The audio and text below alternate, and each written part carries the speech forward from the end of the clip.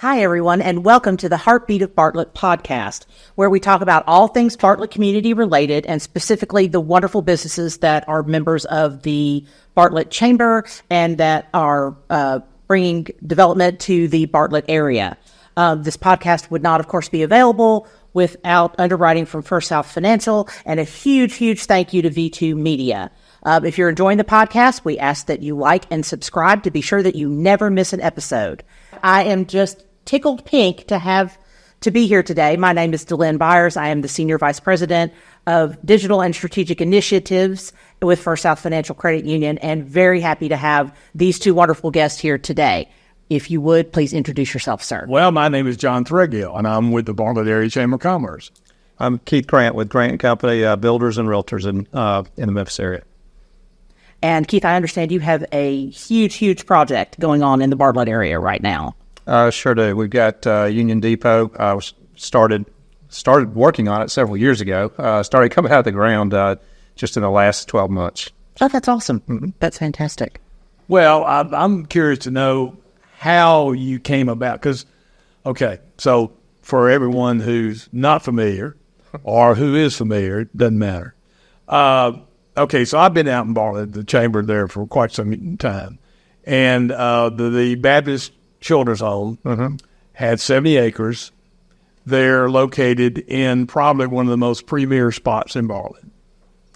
And then they decided they wanted to close it because the orphanage business or the orphanage concept has kind of changed a little bit over the years. But anyway, that property became available. Mm-hmm.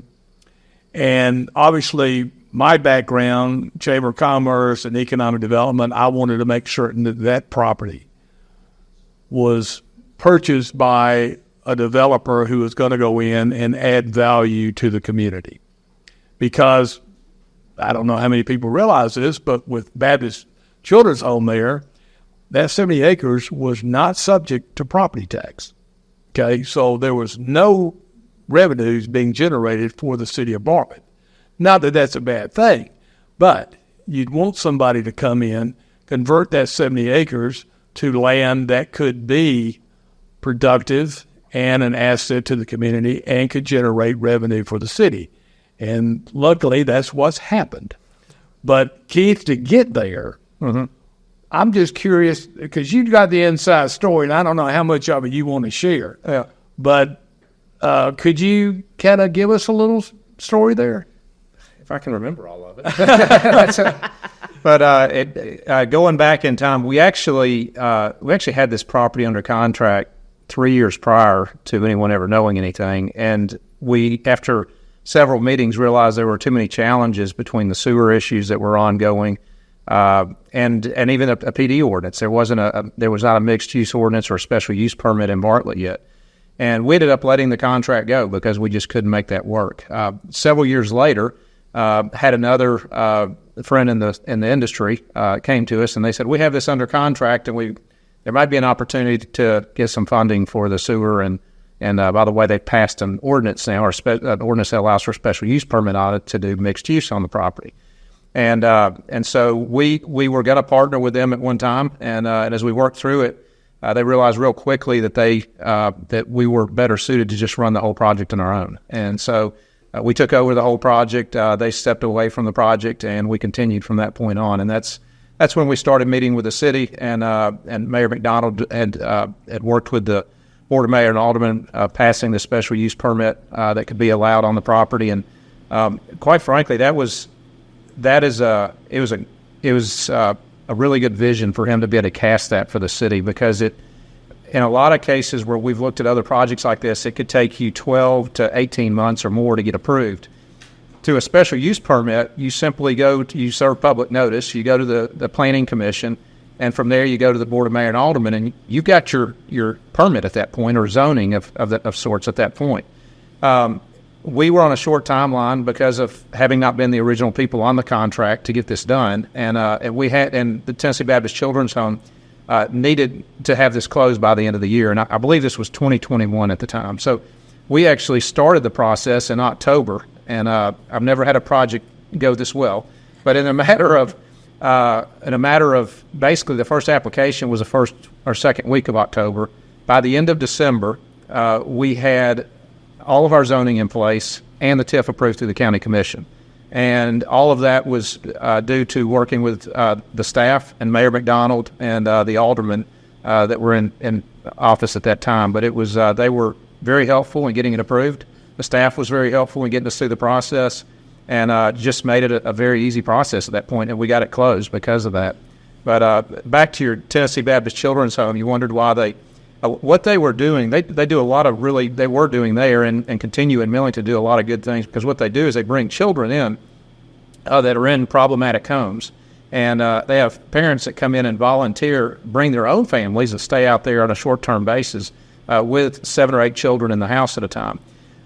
What they found, though, is over time, that property was a lot to keep up, and had a lot of grass to cut and a lot of maintenance out there. At one time, they were raising their own. They were farming their own food. They had even livestock out there at one time. This goes back many, many years, but this is stories that I heard from them. And they said what they found is they're better off taking the money they were pouring into that and allocating the resources just into Millington with the same number of kids. And they're also, the other thing that they changed was the model, the way they work with children is they're, rather than the families coming out to their site and serving the children, they're almost acting like in a fostering type situation where they're helping place kids into people's homes now. So it costs the Tennessee Baptist Children's Home less money, but they can be more effective. So, How long had that facility been there? boy, I think it was about 50 years, but I can't tell you exactly how long. It was at least 50 years, I believe. Yeah. And they even had horse stables out there. Oh, yeah. Yeah, they were still there whenever we got the property. Yeah. Mm-hmm. But they didn't have the livestock on there anymore, in recent times. So. Now, is this Grant Homes' first mixed-use development? At first mixed use, yes. We've built all of the products that are going in there, with exception of the townhomes. This is new to us. But we have been in the multifamily business before, so the lofts, the flats, that's second nature to us. And obviously the single family development is, we do a lot of that. So Yeah. Our family's been in the commercial sector some. This worked out really good. The challenge with commercial is you need the rooftops right around it to make it sustainable. A lot of the properties nationally that are being redone today that were all retail are coming back in and encompassing multifamily into it, where you can put a lot of families in there. Yeah. And as I've shared with friends of mine, this is 70 acres, but we're actually bringing about 600 600 or 700 families into that 70 acres. Oh, wow. So we'll have, it's well over, I think it's close to 1,500 to 2,000 people actually living on the property when we're finished. Oh, that's impressive. And you'll have, as we've already got a commitment from Belly Acres, and they're going to be setting up there. And then we've got another couple more leases we're working on. But you'll have retail right there that can be supported by the people living within the community. That's fantastic. Yeah.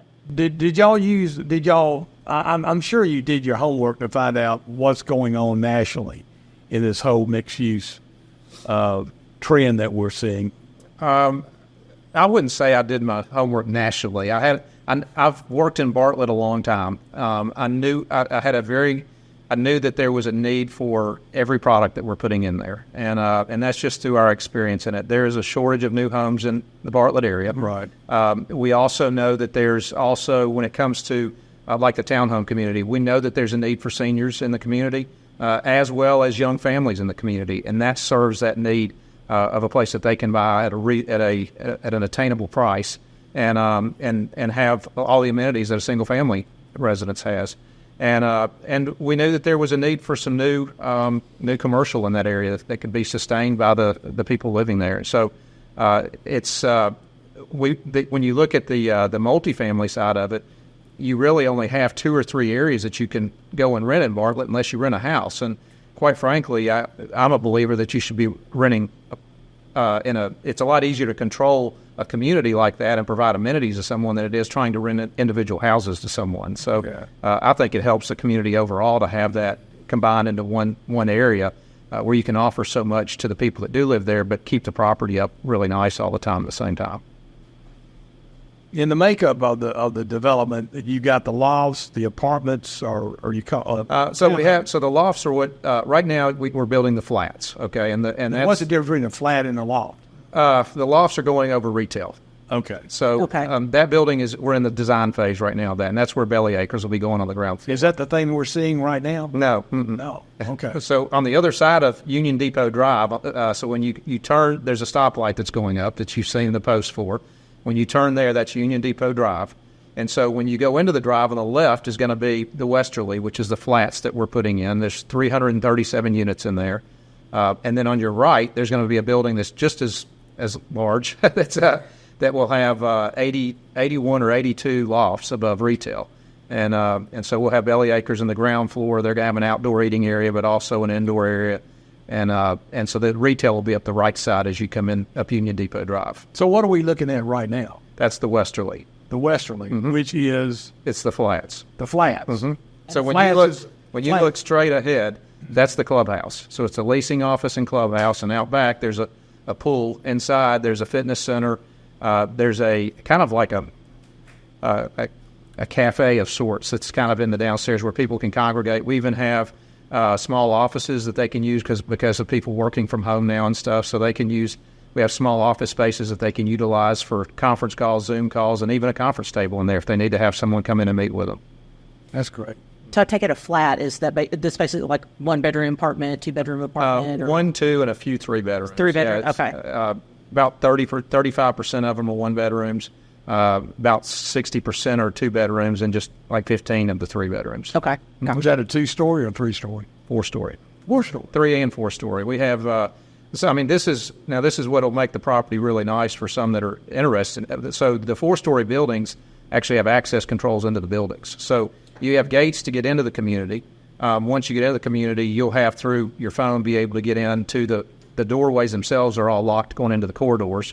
So you'll have access controls to get into the buildings themselves, and only the people living in those buildings can get into that building.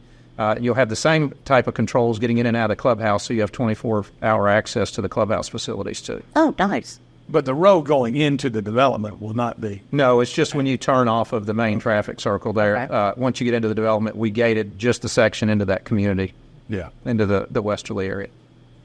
Now, for about a year there, it seemed like there was a lot of dirt being moved around. And, I'd get comments from people like, well, is Grant Homes really going to do something over there? They just moving around a lot of dirt. And I say, well, there's a lot of things going on that you just don't know about. And, of course, you alluded to the sewer situation. I don't know how much we want to delve into waste disposal. But, it's very important, folks. In economic development, if you don't have sewer, you're not going to have much economic development. And that was the biggest hurdle I think y'all were looking at, because you got by the ordinance pretty quickly, but the sewer situation, you want to delve into that? I can hit it pretty quickly. It's not a big deal. It's and it's not as bad as you might think it is when I talk about it. But the bottom line is the city of Memphis and Bartlett has infiltration problems where during rain events they have leaks where rainwater gets into their sewer system, maybe through a manhole or other types of devices to get into there. So when you have a rain event, you have too much sewage going to the city of Memphis.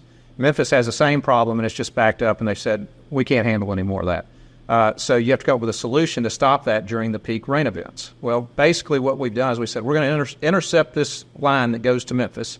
We're going to divert the top water off of it, which is the liquids, off the top of it, and divert it into these 600,000-gallon structures over at Union Depot that are 35 feet underground. And wow. And so we divert which is hopefully the rainwater that comes off the top. It's the top liquid part, diverts into those structures, and then we have a telemetry system that'll pump that out back into the system when it's not raining, and in off-peak hours in the evening when there's less sewage going out. So the city of Memphis said, you know what, under this scenario, we can accept that. And so it was an engineering feat to figure it out. We're still working on that. We got it figured out. We just got to make it work now. So. Well, my hat's off to you for that. Yeah. Oh, absolutely. I mean, that was a big deal, and that was the concern that we all had. And I know Mayor Parsons has been working with y'all very closely, his department, John Horn with engineering. I mean, y'all have got a good team there, I think, so. Yeah, we do. And, I mean, like I had said earlier, what's nice about working in Bartlett is that you've got a line of communication open with everybody there. Yeah. And, I mean, it starts with the mayor's office, but you can tell that the culture carries all the way through every department.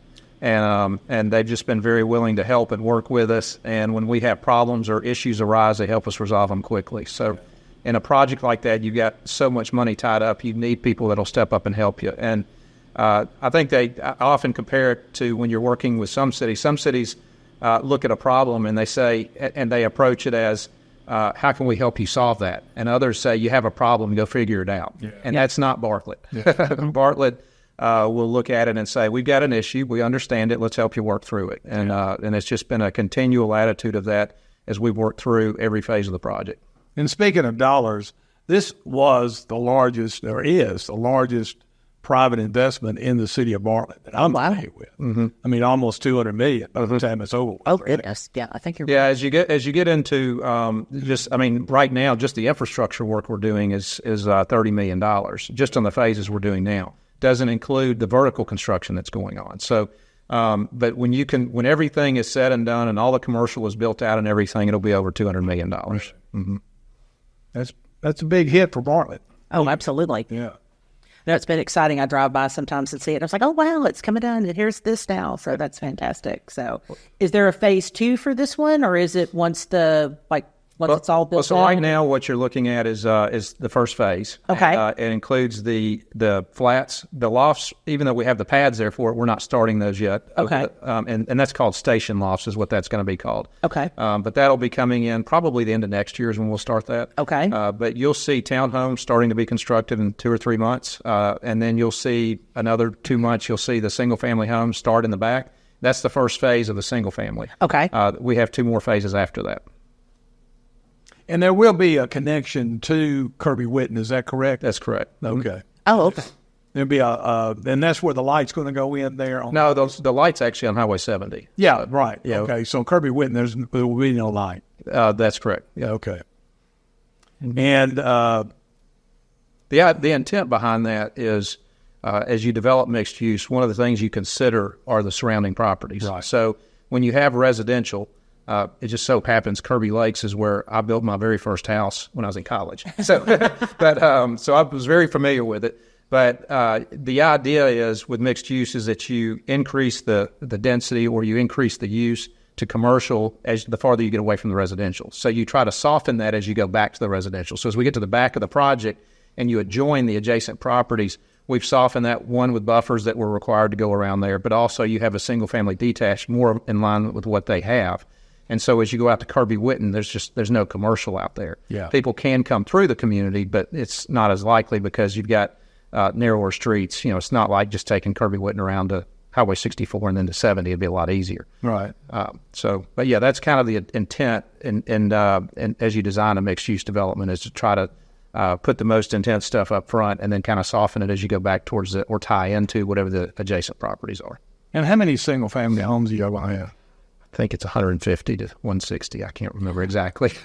And the average price for these homes? I would say it's probably going to be 450. Okay. And square footage? Yeah, that was my next question. Let's see. Right now, we're going to start at probably 2,000 and go up to about 2,600. Oh, okay. So about 200 a foot. I mean, that's really what you're going to end up. Is that what the market's going for now? We're seeing that in parts of town, yeah. So you'll see it probably start at 180, go to 220 a foot, but the average will be around 200. So are there any other similar type developments taking place in Shelby County?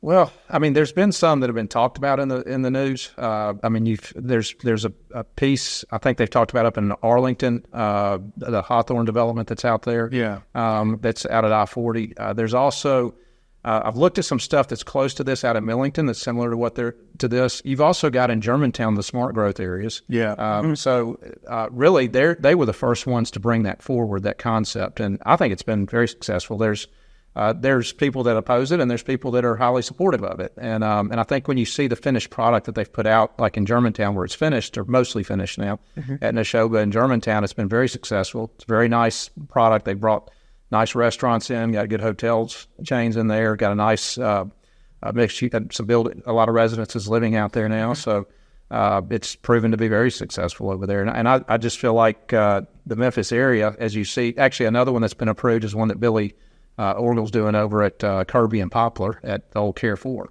And, okay. And so that's got Is Carrefour mixed use? yes, I didn't realize. yeah. Carrefour is going to have hotels and multifamily, and they're going to have office and commercial. So Speaking of hotel, do you have any plans in your deal for hotel? no, we haven't had any anyone express interest in a hotel there yet. Okay. Yep. I think we have it as a use, but I haven't really considered it much. So Okay. I always assume the hotels want to be a little bit closer out to the interstates. Yeah, that's true. Yeah. You happened to mention that you said like you built your first home like out in Bartlett when you were in college, and I take it. So does your family business have like a long history with Bartlett or the Bartlett community? Oh, or? yeah. It's so it goes. My grandfather started in 1947. Oh, wow. And he was building in Fraser. He moved and built in Raleigh and in Bartlett. He retired about the time I got into it in the mid 90s. Okay. He developed actually all the land behind City Hall. A lot of the land, not immediately adjacent, but back to. Not Yale. What's the next one that goes? Yeah, back to Yale Road. Okay. He developed all the land all the way back to Yale Road. And then my father and uncle built a lot of that out. When I was in high school, I was framing houses over there. So that was kind of my area to go. I had to be there at 5:30, and we'd work till 2:30 because it was so hot and take off at that point. But anyway, they built, my dad and my uncle built most of their career out there. My dad's still in the building industry. And so he's in all the communities we are now. But we started in Bartlett. My first community, my first one was that house. I built it one summer when I was home from college. And then when I got out of school, I started my business and started building in, what was the name of it was right off Highway 64, and I can't remember the name of the neighborhood now. But anyway, I built hundreds of homes in Bartlett over the years. and our family's been out there for at least 40 or 50 years. Probably the only year we took off building in Bartlett was about a year ago. And it was a year before we built Willow Ridge, but there was just you had a glut of lots left over from the Great Recession. It really hurt Bartlett as a whole because it kind of lowered house values because those lots went at a reasonably low price. After all of that got worked out, all the values started coming back in Bartlett and have come back up very well. A lot of people, Bartlett is very well positioned because they're in the middle of Shelby County, so we have people coming down from Millington and at the naval base wanting to buy homes in Bartlett. We will have people coming from Blue Oval to buy in Bartlett. I was just going to ask about Blue Oval. And you're very convenient to downtown. So it's a good, safe community. So that's why we've even though there's not as much building going on there as there used to be, we still see it as a very strong market and a very good opportunity. It's just a great community for people to raise families in. You got a great school system, great police department, great city government, and so there's just a lot of good reasons to be there. Well, you mentioned Blue Oval City, and of course, the recent announcement that they were going to postpone opening that facility. They're going to 27, I believe. But when I heard that, I thought, well, that's smart because they were putting all their eggs in the EV basket, and I don't know if that's necessarily the right way to go. So now they're going to step back and reevaluate, but the other side of that is that it allows the communities in West Tennessee to get a little bit more advanced in meeting the demands that the workforce that Blue Oval City is going to have. I mean, did you kind of see it the same way? I mean, because right now with Blue Oval City, they were planning on being in production, the end of this year or early next year? Yeah, 2025, I think. And where was the workforce going to come from and where were they going to live? And, and of course, your timing, you announced your project before Blue Oval City. So I would just assume that when you heard that, you're like, hey, this is great. I mean, well, I think it's great for Memphis as a whole, for our whole area. It's good for Bartlett and the areas in between there and Memphis. It's going to be bringing not just people that directly work there, but you've got a lot of jobs that are coming in for other companies that are locating here just because of Blue Oval. When they bumped it, you could – I mean, I don't look at this, even though everyone who owns land around it thinks their land is gold now. They don't have sewer, but I think it's gold. Is that sewer issue again? Yeah. But that's kind of, I think it's going to fizzle out some because I don't have interest in going up there and building. People that purchase a home from me, they want to have access to restaurants. They want to have access to, if they need to go to the grocery store, if they need to go to the gas station, they need services around them, and they need schools. And so anyway, I think that this is a longer term. This is really a 20 or 30 year play to completely play out. And so we even when we heard it was 2026, I don't expect to see just an immediate bump in the market because of that. But what I do see is a gradual increase in the market and growth. Right. We even had a market study done recently, and it's odd, but the MSA is starting to grow here, which hasn't happened in several years. Well, I'd like to get all your stats because, I'm kind of a stat nerd. I don't look like that, though, do I? No, not at all. Okay. Never. So, I've been real concerned about the net migration of Memphis MSA because we have been stagnant. In fact, we've been negative. If it wasn't for natural birth rates, we would be losing population. Well, it hasn't been negative the last couple of years, I believe, is what this report showed. And it's just recently transitioned. Not that Blue Oval had anything to do with it, but it was almost coincidental. And you look at it, you say, well, that's good. You've got Blue Oval coming. You've got the battery plant coming in Marshall County. Right. All of these things help Shelby County out and help us out in North Mississippi. So I think it's good to have all of them. But them delaying it a year, we're ready for what they're bringing now anyway. Right. But it's not it doesn't really concern me a lot because they've committed to $6 billion. You just don't stop that. No. So they're going to be coming. I think more of what it does is it helps these other businesses that are supporting them have more of an opportunity to get in place before everything opens up. Yeah, and I'm thinking that some people who work for Ford are going to live in your facility. Right. Oh, when you're absolutely. in Union Depot. Mm-hmm. That's what I see. Yeah. So that's great. So you can expect people moving in to live in Union Depot when? The first wave? January. January. Oh, wow. And that's in the lofts or the flats? That's in the flats. Yeah. In the flats. So we open the leasing office, and that will be open in December, and we'll be moving people in January. Oh, wow. And then the larger building that you see there now that's going in, most likely we'll be moving people in there starting in April. In the retail, you're already starting to fill up the retail? With the retail, so the out parcels that we have, we are going to develop that ourselves other than just pad ready for people to acquire. Okay, so let's explain to the viewers what we're talking about here. So your development, you own all the land up to Highway 70. Yes. But you're not going to develop that. So what I'm doing there is I have 5 sites there that retail establishments like restaurants, banks could acquire and build it out themselves and own it there. So we will not. They'll be part of our overall association that manages, because we have a business association that will encompass all of this for the common areas. And they'll be under our control where we have to approve architecture and stuff like that as they come in. The only ones that we have direct control over will be like Belly Acres, where they're coming into station lofts, and they'll be within our building. But the stuff outside of that, we will not be building ourselves. So the total square footage of commercial in Union Depot will be 85,000? No, it won't be that high. So we've got 9,000 in station lofts, and then we've got about 5 or 6 acres outside of that. And so I would assume the average building would be 5,000 feet, so probably about 25,000 feet over the 9 that we're putting in. Okay. And so I might have seen a figure that was included the Highway 70 frontage there, maybe. Maybe. Okay. Yeah. Well, Sam is over there, and he's, giving us the angry look again. So, Delynn, you got any other questions for Keith? No, I don't. I really am glad that I was here and got to learn so much about this wonderful development that's coming to Bartlett. So, Keith, do you have anything else you want to share with our viewers about Union Depot, about who to call and what to do if they want to interested in downsizing or living there? Well, we have a link on our website right now, which is grantnewhomes.com. So, and once you go to grantnewhomes.com, you should be able to find Union Depot, and there's a place you can click on for more information. In the next 60 to 90 days, you'll see a lot more information coming out.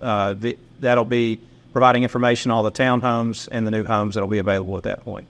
So, and you come to bartlettchamber.org as well, and we'll have some information on our website as well about that. Delynn, do you want to close it out, or you want me to? go ahead, sir. Well, on behalf of First South Financial, who made these podcasts possible, and Sam behind the camera in D2 Media, we want to thank y'all for joining us. This was a joint video for Made in Bartlett and Heartbeat of Bartlett.